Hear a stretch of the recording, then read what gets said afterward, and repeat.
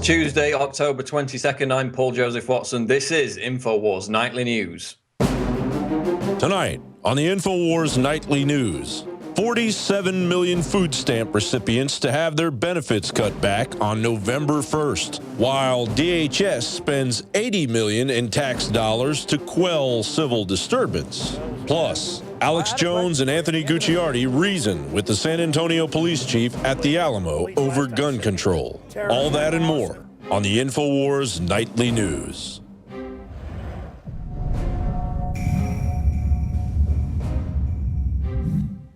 Top story tonight, Interpol chief arm citizens globally to prevent terror attacks. Interpol Secretary General Ronald Noble told ABC News that one of the only ways to prevent terrorists from hitting soft targets was to arm citizens globally, noting that the Westgate Mall siege would have been averted far quicker if it had taken place in gun-friendly areas like Denver or Texas. Noble's statements are a powerful rebuttal to the anti-gun lobby, especially given his background. The Interpol chief was formerly head of all law enforcement for the U.S. Treasury Department. And as we saw with the mall siege in Kenya, it was ex-SAS soldiers and others armed with handguns who helped rescue the hostages, who couldn't defend themselves because they live in a country where, aside from the government, only criminals and terrorists are able to access guns. So the head of Interpol is now saying that it's time to arm the people to prevent bloodbaths like the Westgate Mall siege. This is the head of the second largest global intergovernmental organization after the United Nations. This is a big, big deal. And his views are backed up by hard statistics. Studies which are linked in this Infowars article illustrate how Americans use guns some 2.5 million times a year to protect themselves during confrontations with criminals. Justice Department figures also show that violent crimes have decreased as gun ownership has increased. And it's a brave stand from an extremely prominent individual, and we can expect the backlash from the gun control lobby to be imminent. Homeland Security spends $80 million on armed guards for civil disturbances. The DHS is set to spend $80 million on hiring a raft of armed guards to protect IRS and other government buildings in upstate New York during, quote, public demonstrations and civil disturbances. So again, they're talking about preparing for domestic disorder. And we know for a fact that the federal agency is preparing for civil unrest because back in June, the DHS was busy purchasing body armor and helmets for what they said were riot control situations. That's a direct quote. So we're not saying that Homeland Security is gearing up for riots.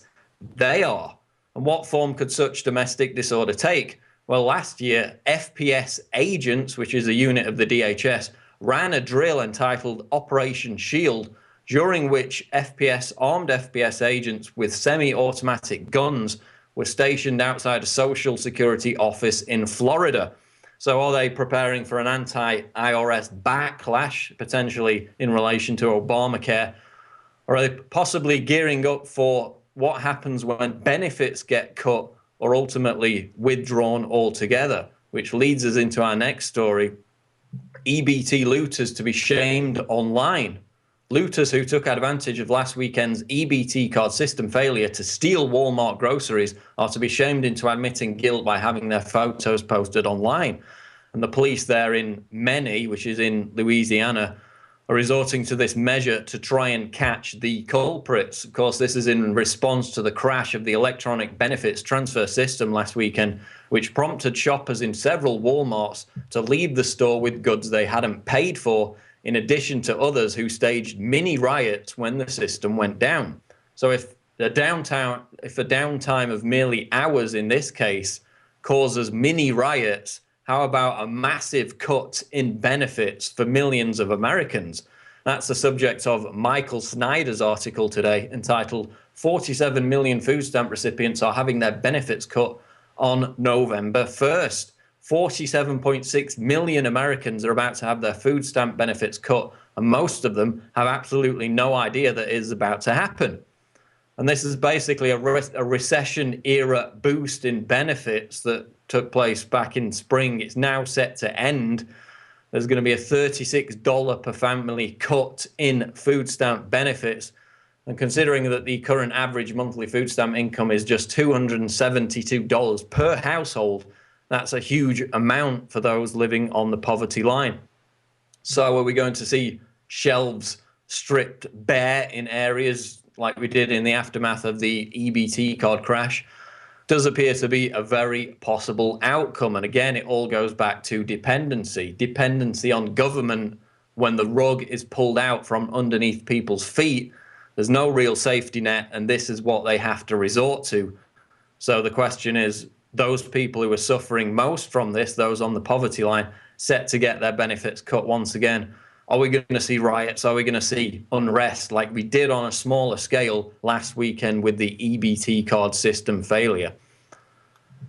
National News reports mysterious phone calls from 865-6696 may install NSA surveillance code on your iPhone.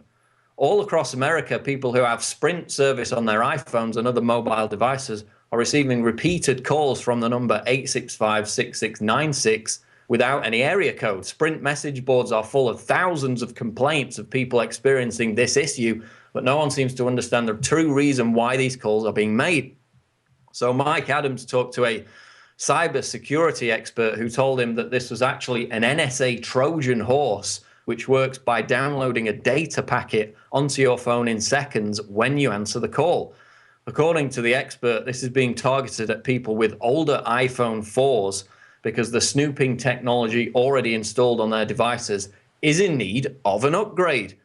Adams writes, when I asked my contact why this would be happening, he answered that in his belief, the program was a test rollout on the Sprint network only, and that testing was being done to establish human behavior patterns, as well as answer rates, hold times, and payload install time requirements. This information could then be used to determine whether a more expanded rollout across other phone networks would make sense.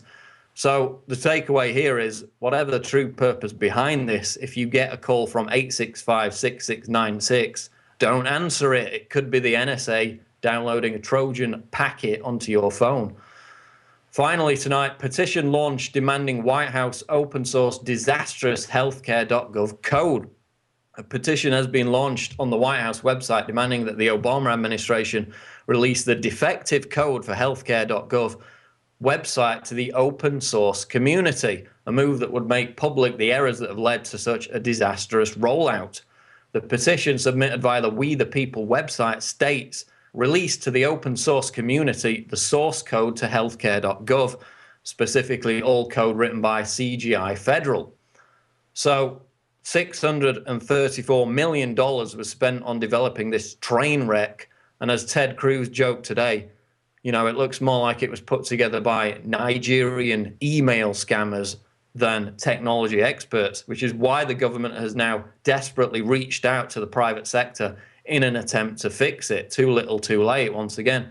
So we've asked the question before, as have other experts, was this designed to fail all along in order to avoid the shock of millions of Americans suddenly finding out that their costs under Obamacare were soaring, average 99% for men, 62% for women? Did they want them to boil in the pot like the frog of gradualism rather than get that instant shock?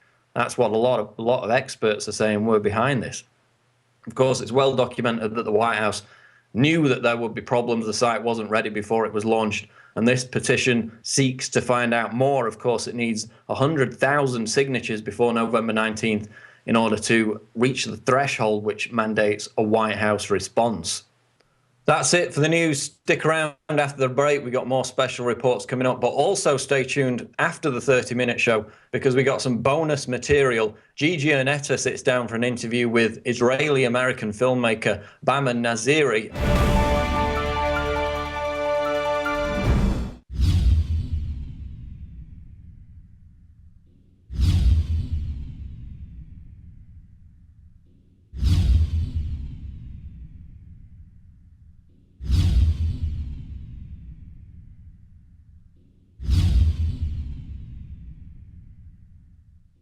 Why is nascent iodine so important?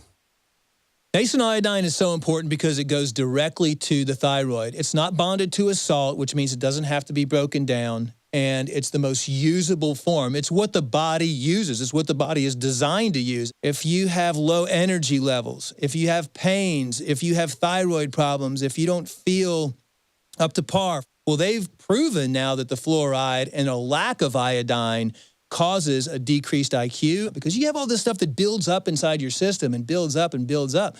And that's why some people, when they start taking iodine, will have what's called a Herxheimer reaction or a detoxification reaction. But that's a good sign. That means you're detoxifying all that fluoride buildup, the mercury buildup in there, the bromine buildup in your system, and the chlorine buildup in your system. You don't want those things. All of those things have been proven as carcinogens.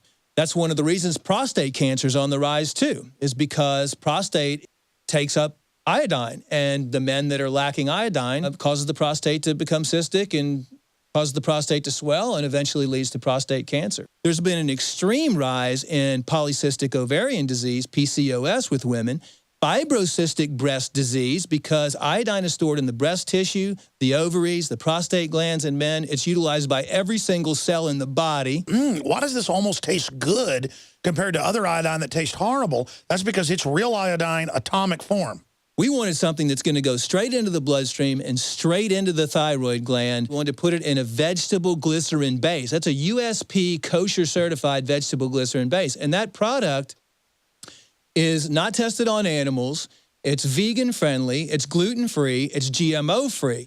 Of all the things I've done, Nascent Iodine was just absolutely amazing. So we developed with Dr. Group a double strength, low price, InfoWarsLife.com, Survival Shield, the Atomic Nascent Iodine, available right now.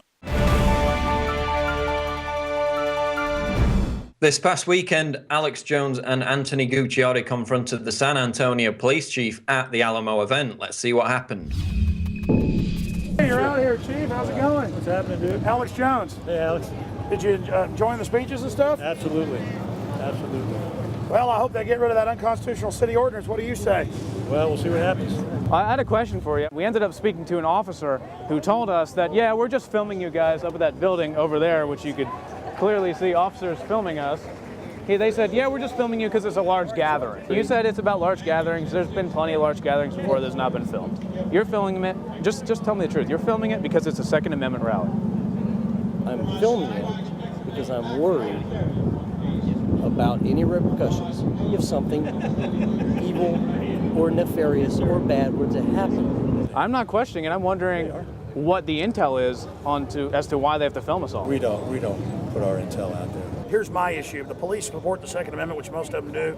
We like them. Overall, they're good. We're glad this is going off as a good event.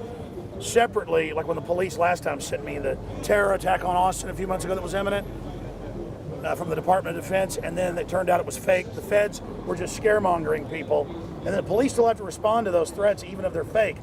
But that's how Homeland Security creates the fear to then justify things. But separately, with all the people on Prozac-type drugs in a city of millions of people, there are unstable folks. I'm happy the police are armed, and I'm happy we're armed. What do you think, Chief, about the Second Amendment?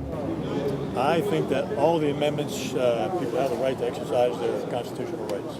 Would you confiscate guns if given federal orders to do so? You're asking me hypotheticals. Yes, that's not going there.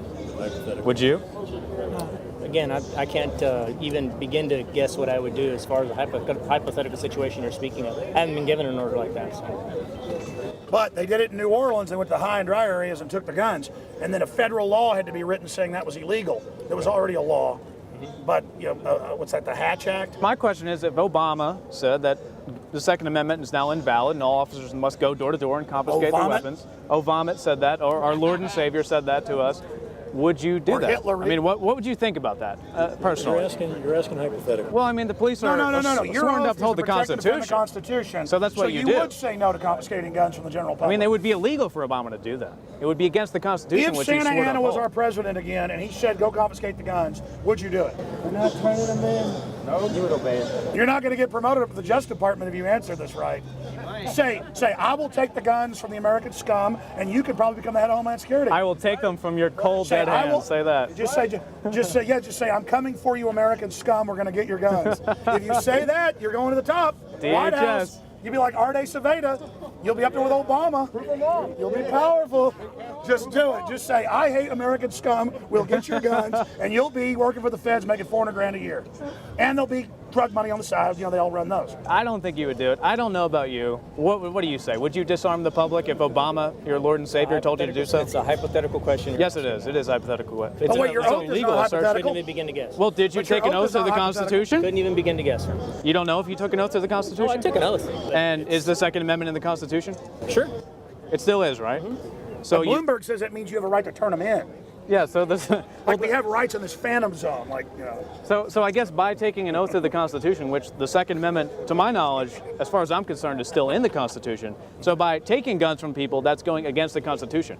So by saying that you may do so, Obama is now above the Constitution. Is that true? I never said I may do so, sir. I stand behind It's a my oath. hypothetical. Is Kim question. Jong-un supreme? Look, let me stop. Sure. I'm not here to debate with you guys. Well, I'm not here to debate with you either. Asking a very simple question. Every single officer, by the way, I've asked this to, they always say no right away. Hey, but There's no listen, even thing. They have put up with record amounts of pestering, though. Yeah, I understand that you don't want to pledge to Obama. It's okay. Everything's good. Stay tuned, because after the break, we'll see what happened when Alex Jones spent time with security guru John McAfee. That's coming up next on Infowars Nightly News.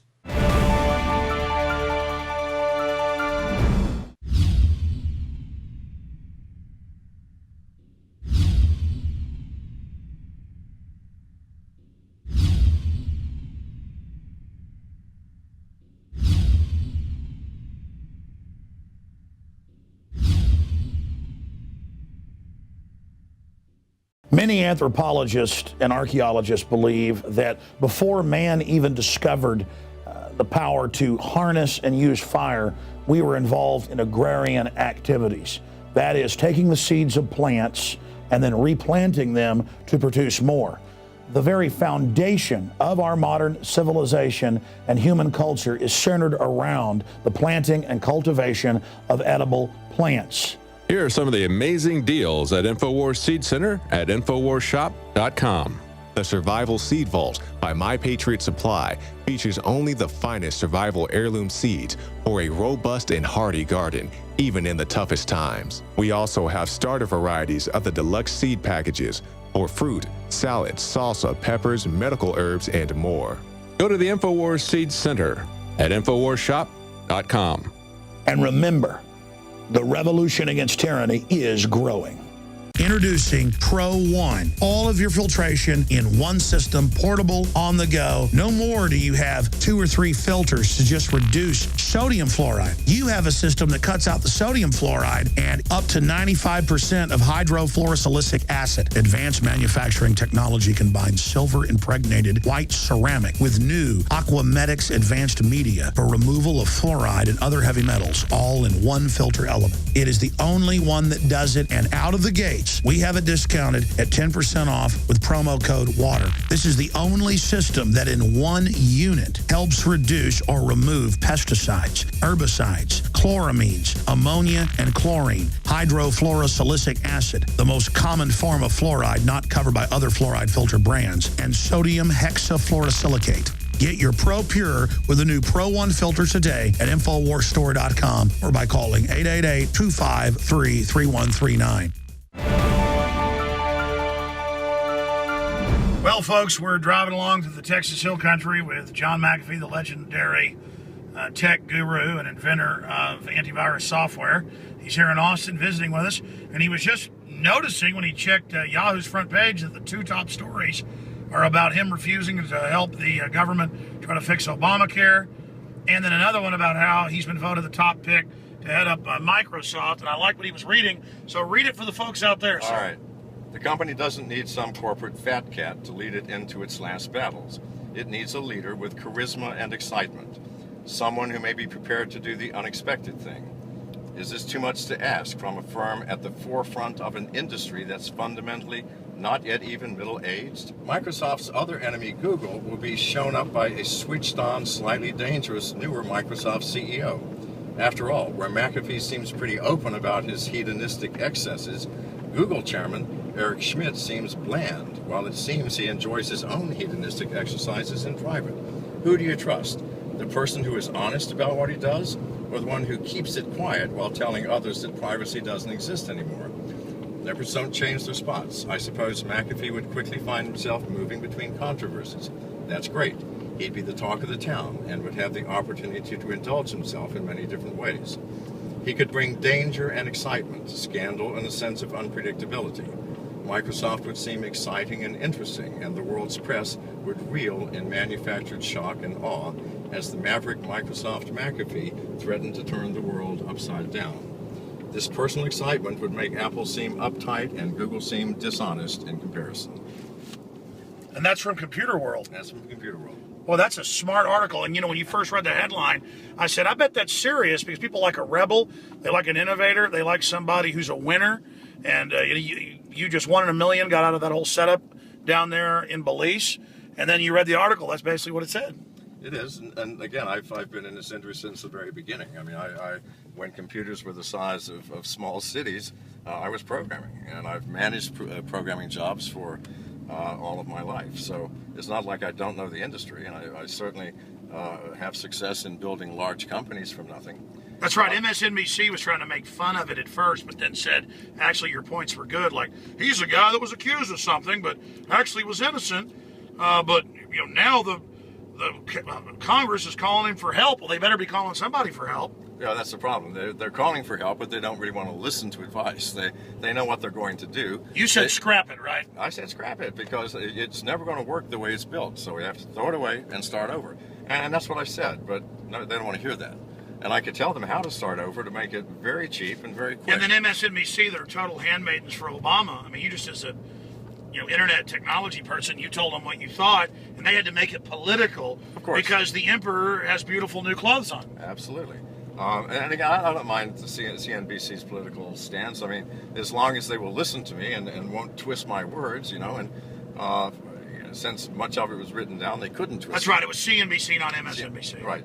But even CNBC has their own political bias, of course. But in any case, I don't care what their bias is, just give you a chance to say something and make up your own mind. I agree. Well, exciting that Obamacare is being exposed as a fraud. It always was. I read the legislation or scanned over it. It's a total special interest deal to jack up healthcare prices and make people buy it. I mean, in a controlled market like that, the price is going to go up, the quality is going to go down. It always does, doesn't it? That's what happens when we try to control, free enterprise. The reason it's called free enterprise is because it's free. You get to choose and make your own path. True individuality, individuals deciding what they're going to purchase, voting with their dollars. Absolutely. In closing, we're going shooting. You looking forward to shooting the 50 cal? Absolutely. It's one of my favorite weapons, and I like to shoot my own handgun. I haven't actually exercised it in quite a while, so I'm looking forward to Well, this. we're about to do some shooting, and I hope you brought plenty of 357 ammo. I think we may have brought some, but we'll see what happens. Well, you have the 357. I'm doing 38 special today. 38 special, that's right. The problem I got here is it's been a long time since I've shot a 50 caliber, and I'm sure that I'm not as good as I used to be. So if you don't mind, I'm going to imagine my target out there, and I'll tell you whether or not I hit it in the center. Okay? Okay. You don't have a problem with that? No. Okay. Perfect. Just like Obamacare. Well, we don't have very good targets out there, so you can just imagine them, I guess. Yes, Obamacare is the same thing, you know, right? They've imagined the rollout as being successful, and therefore they've met their expectations. That's right. I'm sure I want to every do the shot, same thing with my target. I'll hit it point blank every time. I'm sure I every promise. shot is going to be a success. It's perfect. That's Perfect. right. Well, Shane, we just did a lot of shooting. What was your favorite part of all the different guns we shot on the upcoming Brothers in Arms? Well, it was watching John shoot the 50 cal. It was pretty amazing, especially the fact that you are left-handed, or you're right-handed and you shoot left-handed. That's pretty amazing. You were doing pretty good for having that handicap. Well, I was amazed I could even lift it. You know? It weighs more than my wife. So, yeah, I had a blast. I really did. We did a great job. Thank you, sir. The last time I talked to you, you were hiding out somewhere in the Belizean jungle, and you made it out. I tell you, I saw that article today. America loves the success story of an adventurer. That they do. Well, I was fortunate. I had good help, and I was careful. I kept my head low, and for a month and a half, I evaded the 7,000-man army. All of them had my photograph looking for me, and 4,000 police, and managed to get across the border carrying, 2 reporters and a retinue of young girls. So I think that was success. How did you do it? Mostly by misdirection. Telling friends that I knew were unfaithful friends that I was in one place when I wasn't, and they would then tell the government, and they would all rush there, and I'd be somewhere else. And I got across the border because the southern border was completely manned with guards. I managed to arrange to get arrested in Mexico. It was a double that looked like me, and had that reported in the international press. And everybody went north to the Mexican border, and I just waltzed across the southern border into Guatemala. You sound like a James Bond character. We're hanging out with James Bond right now. Did you know that? That's amazing. Yeah, well, at the time it was a little bit spooky, but I knew I could do it. I also chose a day that it was raining. And in Belize, no police officer gets out of their car in the rain to check another car. This is a fact. So I chose a rainy day, and we drove 200 miles down the southern highway and past a bunch of checkpoints, and the police were all huddled in their cars looking out the window, and no one stopped us. No one did anything. I was reading Computer World today. They had a big vote, and you're the most popular person, they said, to head up Microsoft. You know, that surprised me, actually. It was, I think, Tech Week that did the survey of 10 or 20,000 users, and they all voted, and I was number one. 27% for me, 24% for Bill Gates, and the other 30 people only got less than 10% of the vote. So I don't know whether the world has gone crazy or what, but I wouldn't take that job. It's too boring. I almost forgot the whole reason I was doing this quick interview is I asked if you're going to be writing a book anytime soon. I saw in the news that there's two major movie companies, Warner Brothers and somebody else I forget, that are already making a movie about your great escape down there from the clutches of the third world dictators. That's true. Warner Brothers has already announced the screenwriters, and then Impact Future Media in Canada is doing their own movie, and that script has already been written. I think the Warner Brothers movie is based on a book by Josh Davis, who claims that he lived with me for most of a year. He actually spent just a few hours with me in Belize and then went back and pretended to be the McAfee expert. So I'm anxious for both of them to come out. I'd like to see what I actually did. So. But then someday there'll be the real movie put out with what you really did do. Yeah, I hope so. Real soon. All right, John McAfee, thanks for talking to us. And folks can check out your website. Give them the address. It's whoismcafee.com. Whoismcafee.com. And we're at Infowars.com, out here with Shane Steiner on his beautiful ranch doing some shooting. Shane, thanks as always. Had fun. All right, Alex Jones signing off. Awesome. All right. For Infowars.com. Thank you, Alex. John McAfee and the 50 caliber shootout, coming to Infowars Nightly News, Wednesday, October 23rd.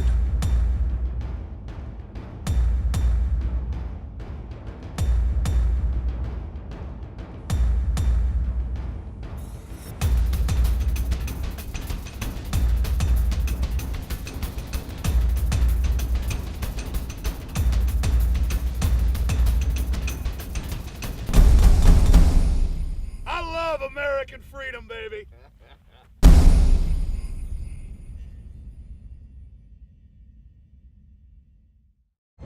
Stay tuned after the news for more special reports. Now you can watch The Alex Jones Show live as it happens at Infowars.com/show. You'll find links to all of our content there and a free 15-day trial for Prison Planet TV. More than 60 movies and documentaries all in one place at Infowars.com/show.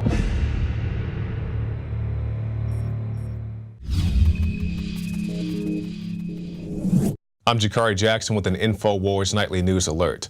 Are you willing to fire upon Americans? That's the question reportedly being asked of military personnel. And who's asking this question? The United States government themselves, according to the military personnel we've talked to.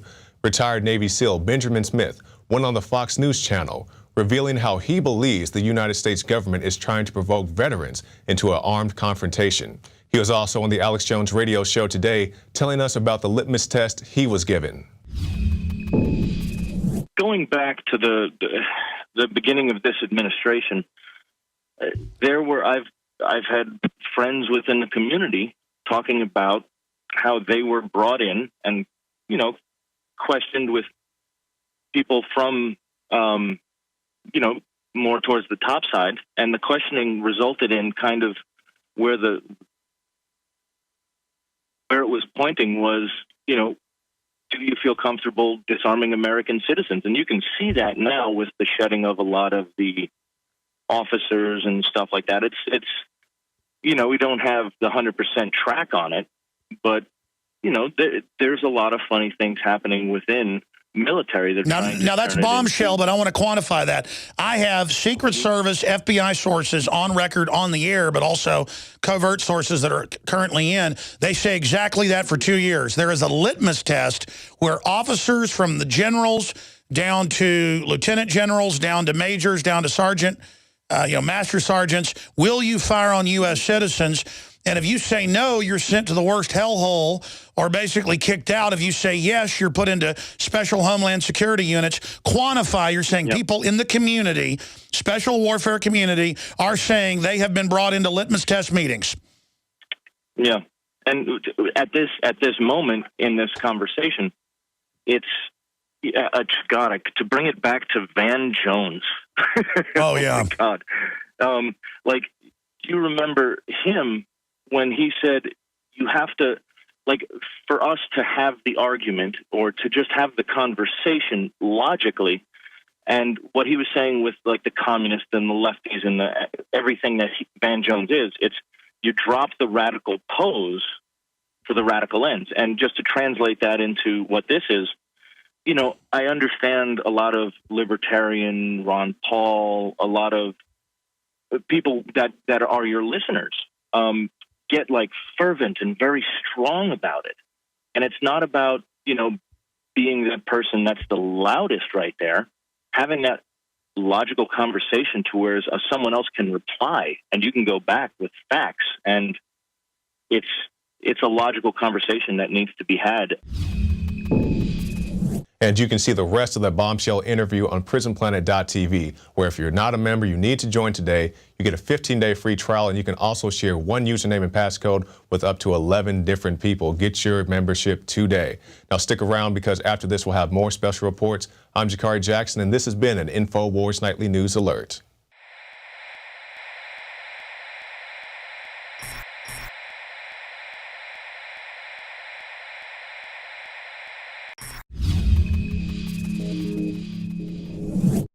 With me is Bahman Nassiri, as he's going to take us behind the curtain to see the Golden Veil. Bahman, thank you so much for being here today. Thank you for inviting me, Gigi, and for giving me 8 minutes of your news broadcast. I'd like to ask Alex Jones to give me 7 minutes of his show, so I have my 15 minutes of fame. But you're very good at math. Gigi, would you like to know why I'm wearing an orange T-shirt? Yes, I would. Because after this show, I'll be taken away to play basketball for 30 years. Gosh, I hope not. I want our viewers to know more about your story. So let's get started, and we'll talk about The Golden Veil, the movie that you made. But let's talk a little bit about Bahman. Right. I'm an Iranian exile turned into an Iranian-American filmmaker. I am also a 32nd degree Mason trying to reveal the truth.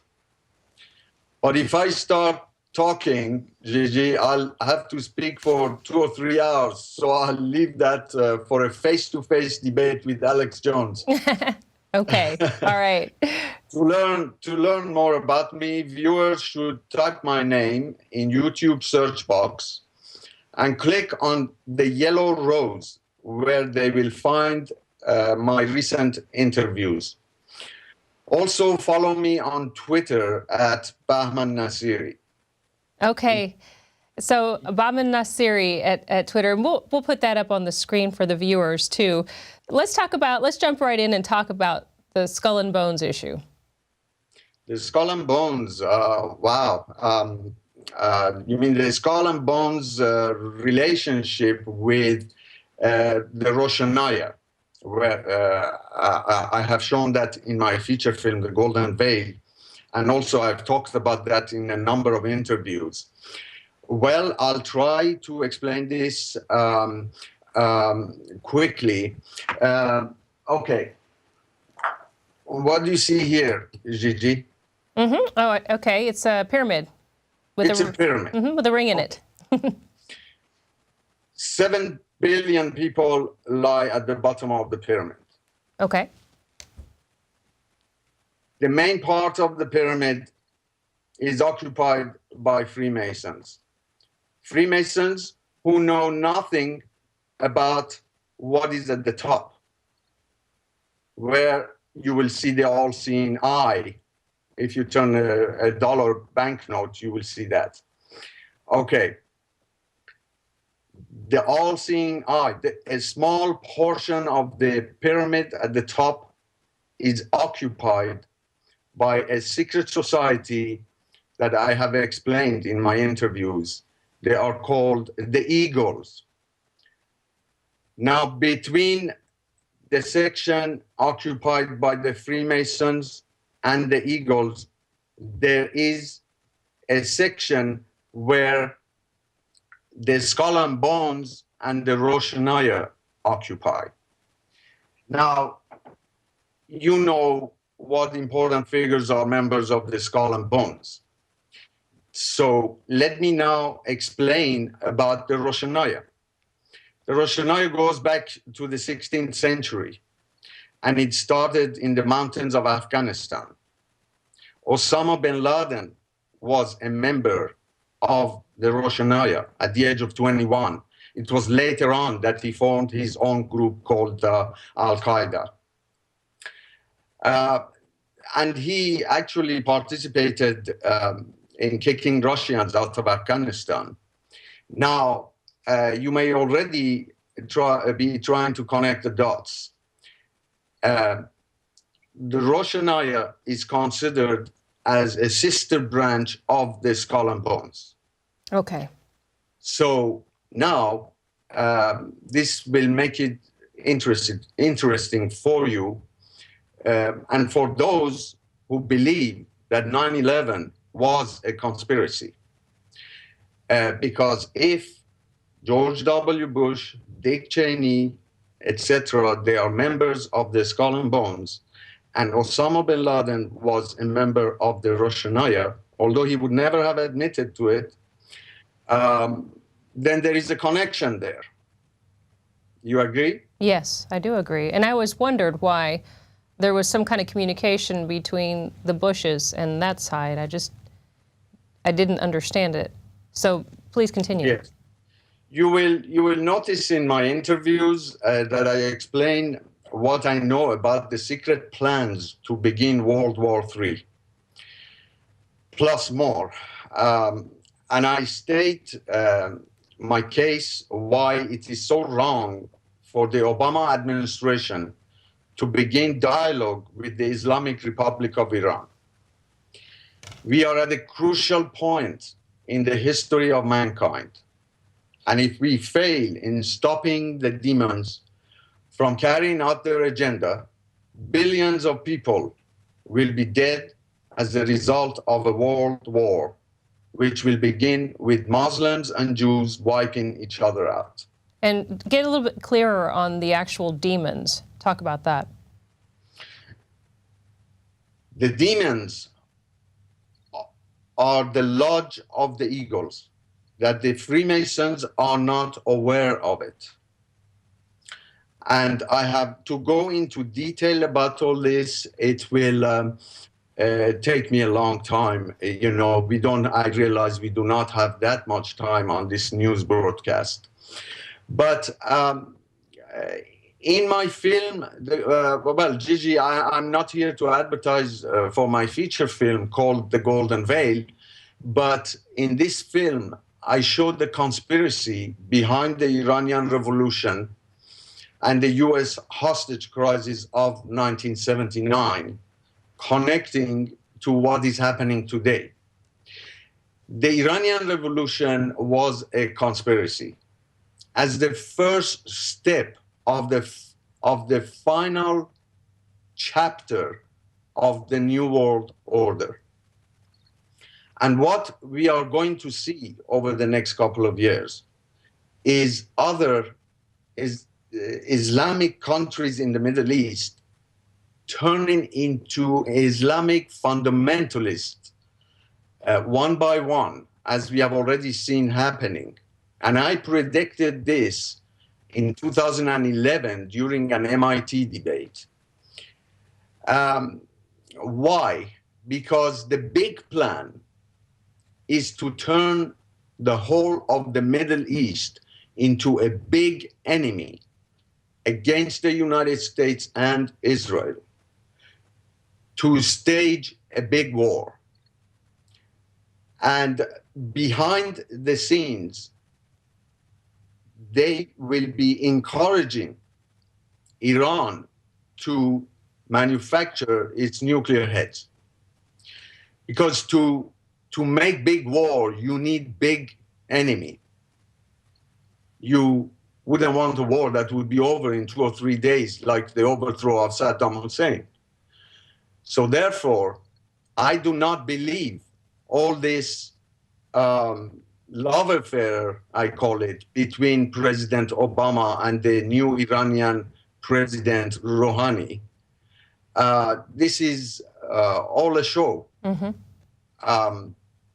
Behind the scenes, they will encourage Iran, they will support Iran behind the scenes to develop its nuclear heads, and that has to be stopped.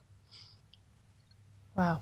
And so how do the Chinese and North Korea and all the other big players figure into this? Well, you know, the war will begin between Muslims and Jews. And that is how it is going to begin.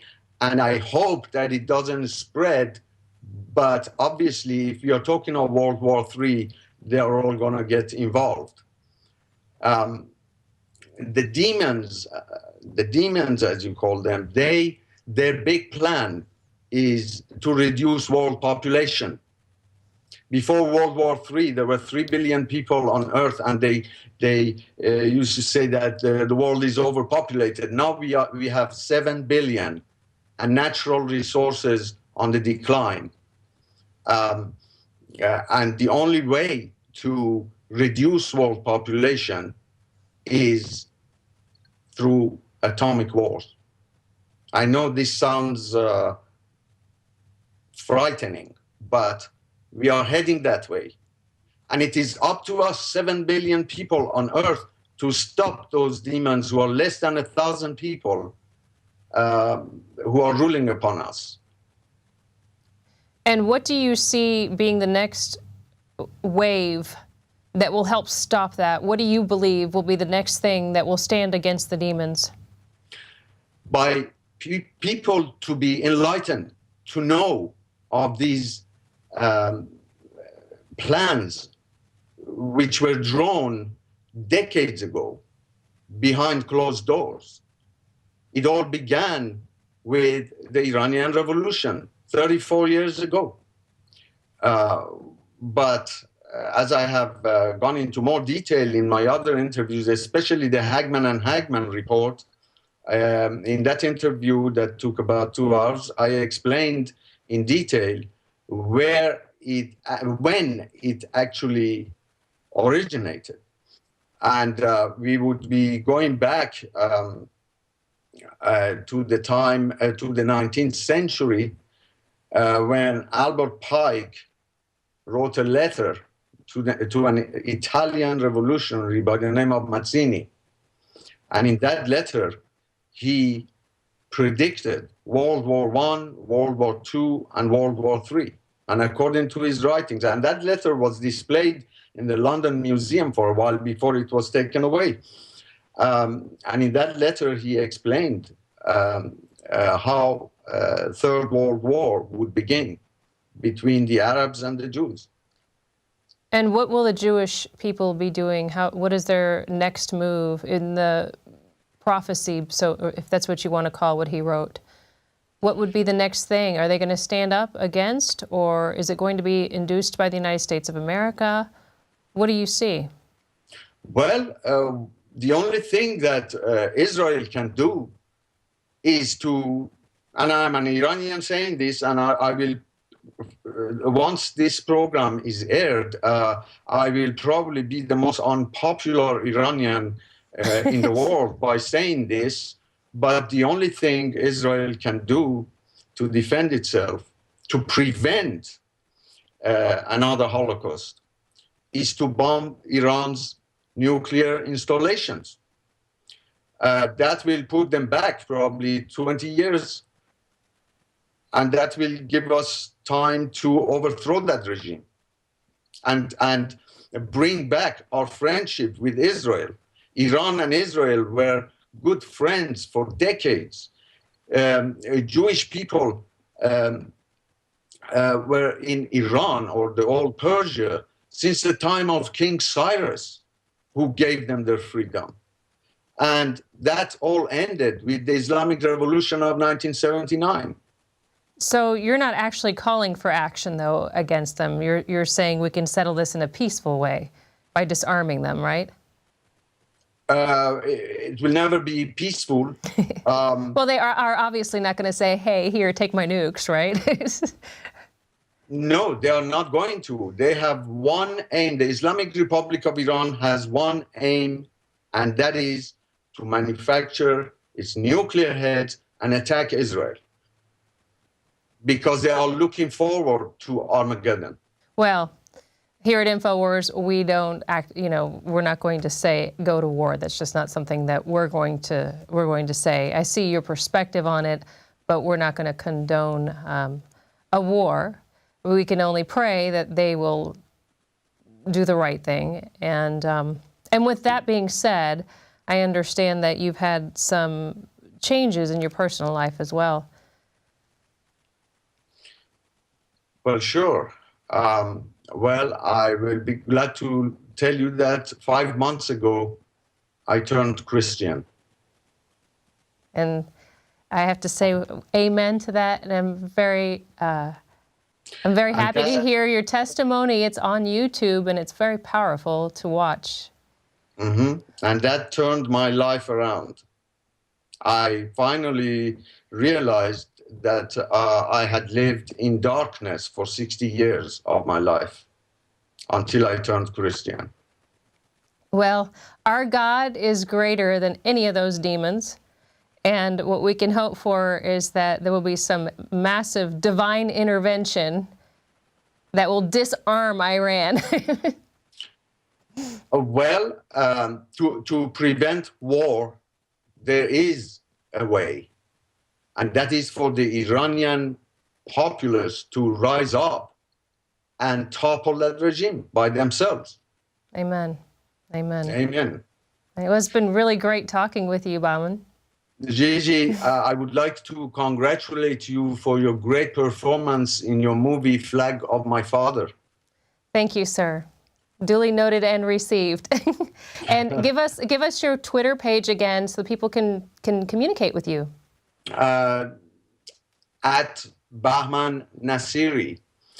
And Gigi, if I have a few more minutes, I would like to salute Alex Jones with a message, if I may. Go right ahead. Gigi, do you see this? I love it.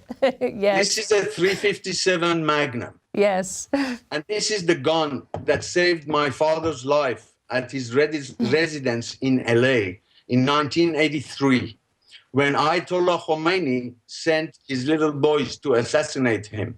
Wow. Those who favor gun control shall regret it when their homes are invaded by terrorists, thieves, rapists, or psychopaths. But let me tell you that you cannot defend your family with a handgun. That's why I believe every family should own a long rifle. You know, the only reason those scumbag terrorists do not dare coming after me is because they know I'm fully armed with an AK-47 and an AR-15 and 1,000 rounds of ammunition. Alex, if we had 1,000 men like you, today a gang of less than 1,000 criminals would not have been ruling upon 7 billion people on earth. So I'd like to be one of your comrades. You need an Iranian freedom fighter amongst your team. Thank you so much. Thank you for having me. And of course, that was Baman Nasiri. And here at Infowars, we obviously don't want to encourage war. But there is an info war out there that we need to do battle in. And in that info war, I suggest that you reach out to people and tell them about prisonplanet.tv. You can give your username and password to up to 10 people and let them know about Alex Jones and the war that's on for your mind. I'm Gigi Arnetta for the Infowars Nightly News.